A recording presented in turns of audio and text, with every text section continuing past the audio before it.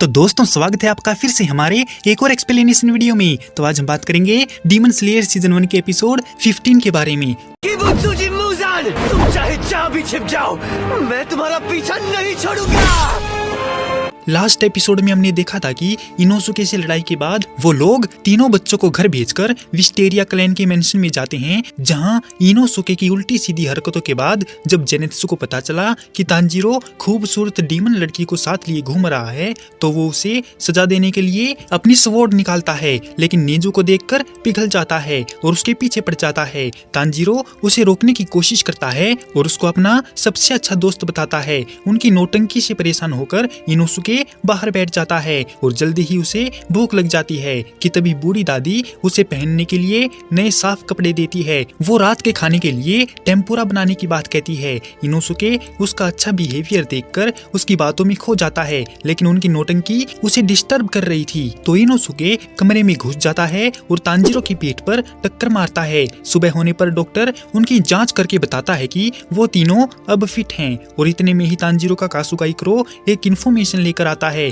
कि उन तीनों को अपने अगले मिशन के लिए उत्तर पूर्व दिशा में माउंट नाटागुमो की ओर जाना होगा। वो जाने के लिए निकलते हैं तो बूढ़ी दादी को मेहमान नवाजी करने के लिए शुक्रिया अदा करते हैं और दादी किरीबी चकमक के स्टोन से चिंगारी जलाकर उनके सेफ डेस्टिनेशन की कामना करती है, जिससे इनोसुके नाराज हो जाता है और दादी को भला बुरा कहने लगता है। वो दोनों उसे धमकाते हैं कि दादी उनके भले के लिए ही ऐसा कर रही है। दादी उनको मिशन के लिए ऑल द बेस्ट करती है।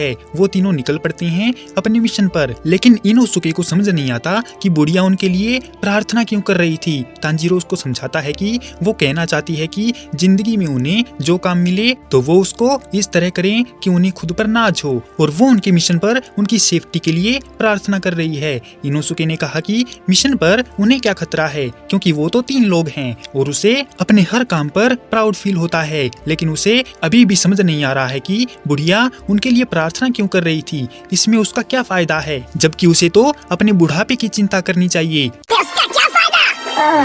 उसे तो अपने बुढ़ापे की चिंता करनी चाहिए। तांजीरो उसकी बातों से परेशान हो जाता है और तेजी से आगे भागता है। इनोसुके इसे एक स्पीड चैलेंज के रूप में देखता है और उसके पीछे भागता है, जबकि जेनेत्सु सबसे पीछे रह जाता है। रात होते ही तीनों माउंट नाटागुमो पहुंच जाते हैं। जेनेत्सु डरकर सड़क पर बैठ जाता है, जबकि तांजीरो और इनोसुके उससे इसका रीजन पूछते हैं तो जेनेत्सु पहाड़ पर जाने से साफ मना कर देता है और पूछता है कि क्या उन्हें वहाँ से डरावनी वाइब्स महसूस नहीं होते। वो दोनों एक नजर जंगल को देखकर उसकी बातों को अनदेखा करते हैं और तांजीरो को अचानक एक स्मेल आती है और उसकी तरफ भागने लगता है, जिस पर वो दोनों भी उसके पीछे चलते हैं। रास्ते में उन्हें एक डीमन स्लेयर मिलता है जो मदद के लिए भीख मांग रहा है, लेकिन तभी कुछ डोरियां उसे खींचकर जंगल के अंदर ले जाती हैं, जिससे जेनेत्सु काफी डर जाता है। तेज स्मेल आने पर वो दोनों अंदर भाग जाते हैं और जेनेत्सु वहीं पर बैठा रह जाता है। जंगल के अंदर हम अंधेरे में छुपे हुए डीमन को देखते हैं, जिन्होंने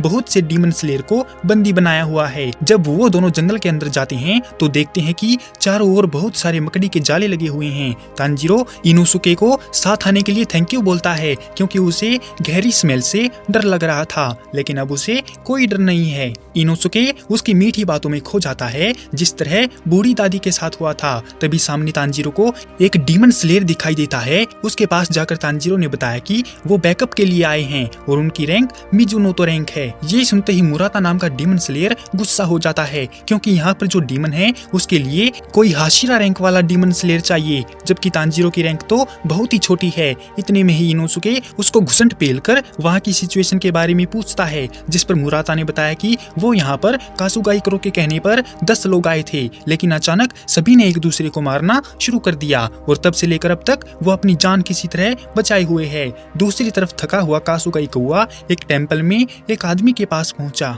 और उसे वहाँ के हालात के बारे में बताया। आदमी सोचता है कि जरूर पहाड़ पर 12 किजुकी में से कोई एक है, तो इसके लिए उसने 2 हाशिरा को भेजने का फैसला किया। उसके पीछे तोमियो का ग्यू और शिनोबू हैं। शिनोबू ग्यू से पूछती है कि अगर डीमन और इंसान एक साथ रहते तो दुनिया बहुत खूबसूरत होती, जिस पर ग्यू इस बात के लिए राजी नहीं है, क्योंकि डीमन इंसान को खाते हैं और ऐसा होना नामुमकिन है। उधर सड़क पर अकेले बैठे हुए जेनेत्सु को लगा कि तांजीरो और इनोसुके उससे नफरत नफरत करते हैं। अगर ऐसा नहीं होता तो वो दोनों उसे पीछे नहीं छोड़ते और उसे मिशन पर ले जाने के लिए मनाने की कोशिश करते। उसकी चिड़िया उसके बगल में बैठी है जो उसे बताने की कोशिश करती है कि नाराज होने से उसको कोई मदद नहीं मिलने वाली है और उसके दोस्तों को उसकी जरूरत है। जेनेत्सु के मना करने पर चिड़िया उसके हाथ को काटने लगती है। अचानक परेशान होकर जेनेत्सु चिड़िया को धमकाता है कि वो नेजू की तरह अच्छी नहीं है।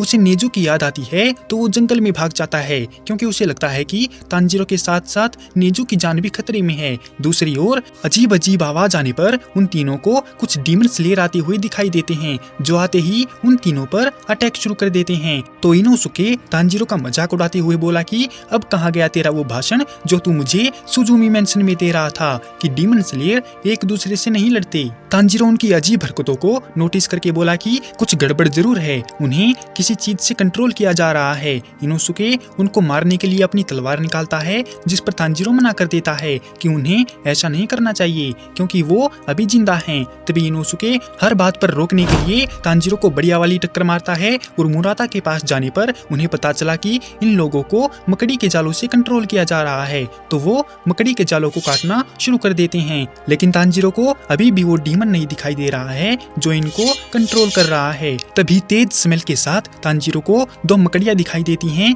जो उसके हाथ को कंट्रोल करने के लिए जाल लगा रही थी और दूर बैठी डीमन उसको कंट्रोल करने की कोशिश करती है लेकिन तांजीरो उसके जाल को काट देता है और जाल से आजाद किए गए डीमन स्लेयर को वापस से खड़ा देखकर समझ जाता है कि इतना करना काफी नहीं होगा बल्कि उन्हें उस डीमन को ढूंढना होगा जो इन सबको कंट्रोल कर रहा है। तांजीरो इनोसुके को मदद करने के लिए बोलता है जबकि वो और मुराता कंट्रोल हुए डीमन स्लेयर को रोकेंगे। लेकिन तभी पेड़ों की ऊंचाई पर धागों के जाल पर चलते हुए एक डीमन जैसा बच्चा सामने आता है और उन्हें धमकी देता है कि अगर वो यहाँ से नहीं गए तो उसकी माँ उन सबकी माँ बहन कर देगी। तांजीरो कंफ्यूज है कि ये गधा आखिर किस बारे में बात कर रहा है, पर तभी डीमन को मारने के लिए बेताब इनोसुके जंप करके अटैक करता है लेकिन उसका अटैक मिस हो जाता है और वो नीचे गिर जाता है। उन लोगों को नहीं लगता कि ये वही डीमन है जो डीमन स्लेयर को कंट्रोल कर रहा है, जिस पर इनोसुके अपनी चाल चलता है और नीचे बैठकर बीस्ट ब्रीदिंग के 7th फॉर्म स्पेशियल अवेयरनेस का इस्तेमाल करते हुए डीमन को ढूंढने के लिए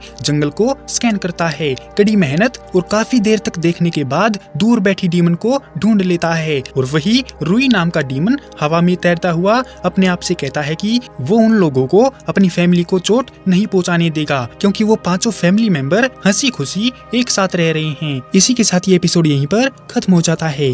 तो दोस्तों कैसी लगी आपको डीमन स्लेयर सीजन 1 के एपिसोड 15 की ये एक्सप्लेनेशन वीडियो? अगर आपको ये वीडियो पसंद आई हो तो इस वीडियो को लाइक और हमारी चैनल को सब्सक्राइब जरूर करें। आपका हमारी वीडियो देखने के लिए बहुत बहुत धन्यवाद और शुक्रिया।